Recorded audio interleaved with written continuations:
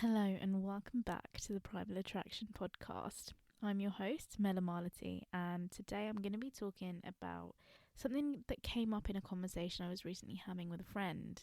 First and foremost, before we get into it, I just want to quickly apologise for missing my episode last week.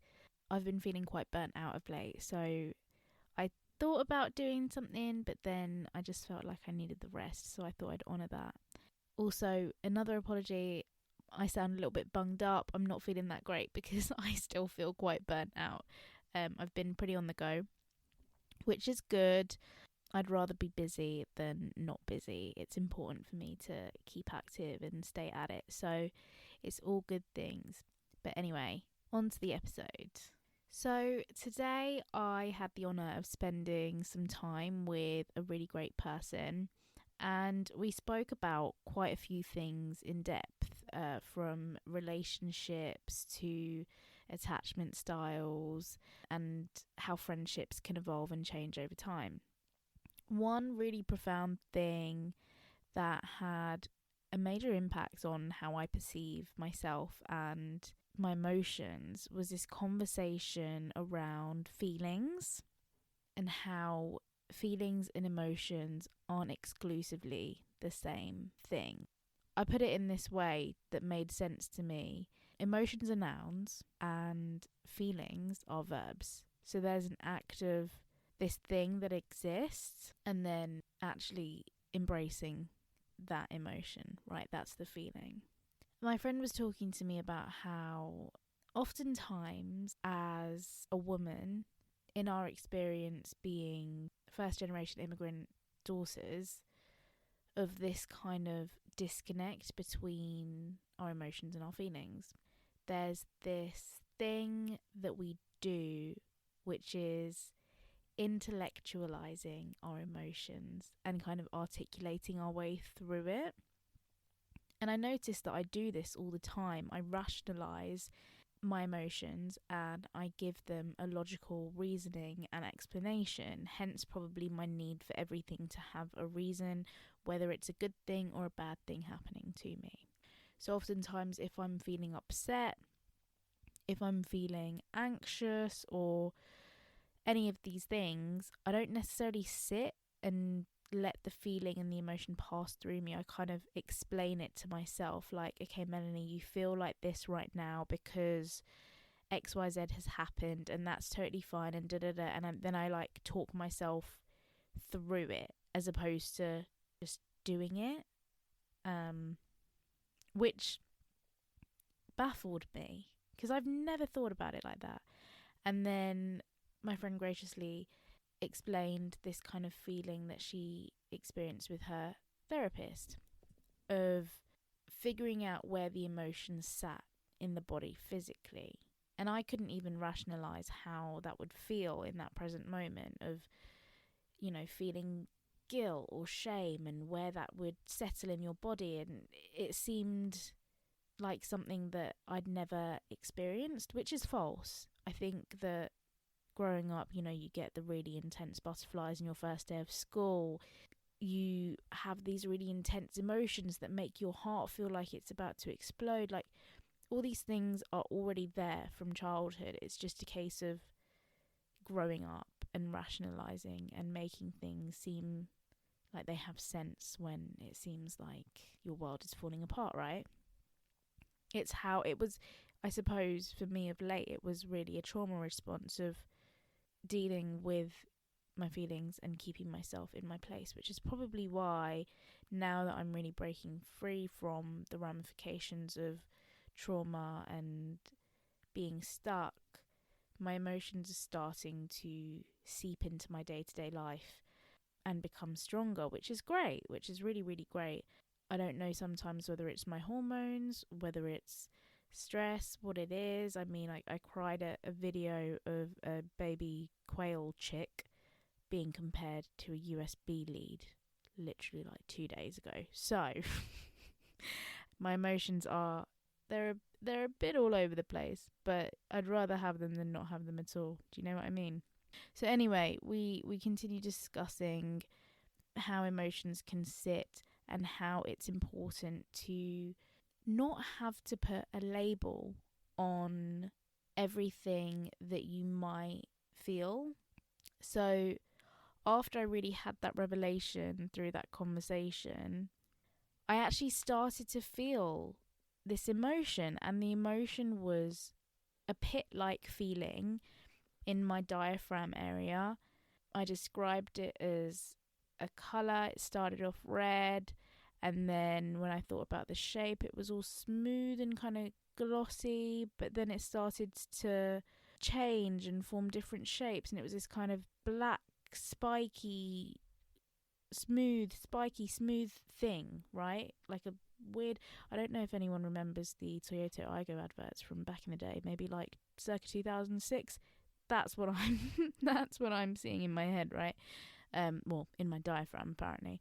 But then I was like, this feels really uncomfortable to me. It feels gaping. It feels like this black hole. I don't know how to explain it. I feel confused. And I was like, what is it? What is this emotion that I'm feeling? And my friend was like, you don't need to label it, just feel it. And I was like, wow. I mean, like, I would pride myself on being like pretty new agey. I'm a little bit of a hippie at heart. That shit to me felt so new age. And I was like, wow. But at its core, it was the most simple and basic thing that I've forgotten to do, which is fucking feel my feelings. And I go on about my fucking feelings all the fucking time. And that made me feel frustrated in my head, because this is probably me intellectualizing my feelings, by the way, but here's an example of it in real time.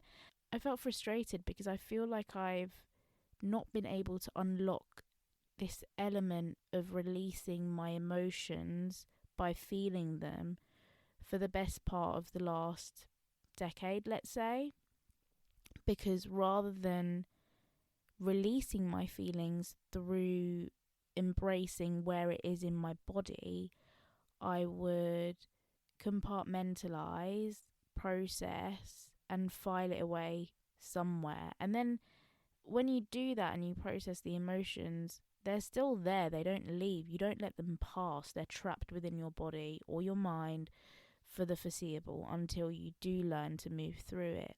And I think that was really testament to the first time I'm not going to say I had a mentee B, because it wasn't quite, again, me rationalising my emotions. But I suppose the first time I had a mentee B, for those of you that don't know what a mentee B is, it's a low-key mental breakdown. Well, in my situation, a low-key mental breakdown.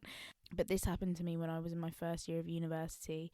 I finally came to terms with something that happened to me when I was about 16.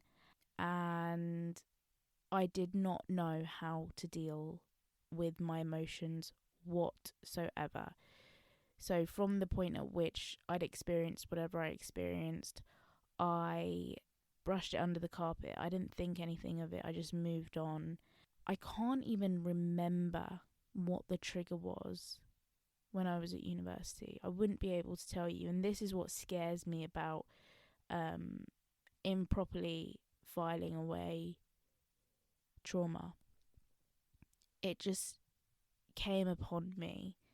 I was a mess. I went and sought out therapy through a charity, which was great, but by the time I had gone through the waiting list, all those emotions that had come out and been released had to be suppressed again, because it was 6 months before I actually saw a therapist.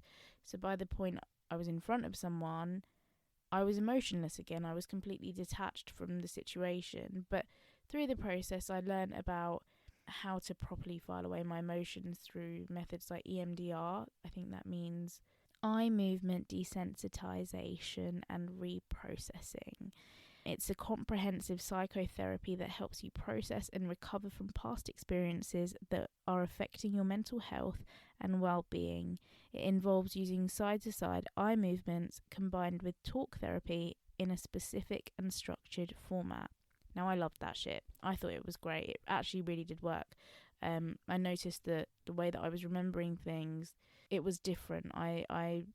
You know, when you usually have an experience and you kind of forget bits, right? You have blackouts in your not blackouts, but blanks. You draw blanks. This memory of mine that was so succinct and so like there in the forefront of my mind was now, it almost felt like it was at the back of my mind as just a general memory of my life, just something that happened. And some of those feelings and instances had disappeared because I'd processed it and released it in the correct format or way. But I'm still recovering from dealing with it's wild, right? Because the older you get, the more trauma you go through. It's like, that's life, right? My foundation for dealing with trauma wasn't really built from a young age until I obviously had that therapy, and then more and more has been built on top of that since. And now I'm starting to wonder if the way in which I processed or didn't process that stuff is going to affect me later on in life. Because the first time I went for therapy, my main driver, again as ever for some reason, was, what if one day I am just driving my car, I've got kids in the back, and I have a full on fucking like instant switch breakdown because this trauma has just fucking been released into my mind. And that's why I sought out therapy. But anyway, back onto the main topic at hand here. We were talking about the importance of feeling your emotions and not talking yourself through it. The best comparison I can in my head give to that is talking the talk and not walking the walk, right? That's the phrase, right? Feel like that's really unlocked something in my mind, and I'm gonna work over the next week on feeling how I feel and embracing that and being and succumbing to my feelings in a sensible way without rationalizing and intellectualizing them and somewhat weaponizing them in my head, because that's not sensible. It's the worst way to follow your intuition. And I'm a big believer in like, your intuition is king, it's queen. And whilst my intuition and my gut is really good on external values like reading people or reading situations, kind of predicting what might happen, I'm terrible at honouring and reading my own cues. And that's what I've been really working on. I think part of the reason that I'm really bad at that at its core is because I've not allowed myself to feel in a long time, like just purely feel. Whether that's I'm really tired, I'm going to honour my tiredness by resting, or I feel hungry, I'm going to honour my hunger by eating. I feel thirsty. Even those things, like the basic core cues, I really struggle with. And I think dishonouring my needs at a basic level means that I don't even have the capacity to worry about my emotions.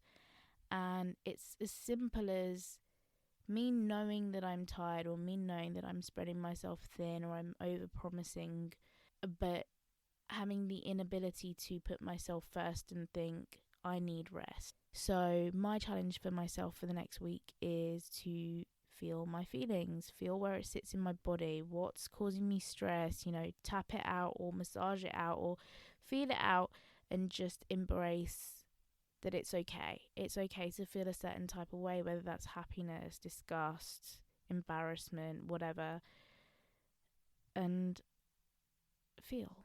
Like the great Usyk once said, I am feel. I am feel. That's a boxing meme. That's all I've got for today, because I'm going to honour the fact that I'm really tired. I'm recording this quite late. I hope that there's been something in there that sparked some kind of thought or revelation. because it sure did for me when I spoke to my friend about this, and I would love to catch you up next week and see how I'm getting on in feeling my feels. But otherwise, thank you so much for listening once again. If you want to this is a bit that I always struggle with, isn't it? If you want to stay notified of when the next episode comes out, please press the little alarm bell on whatever you're listening on. If you want to DM me and let me know of anything that you might want me to talk about or learn about, or whatever it might be, anything that's important to you, please find me on Instagram or TikTok under Melamality. Anyway, it's been great. It's always a pleasure, and have the best day, guys. Do the best that you can. Be the best that you can. Bye.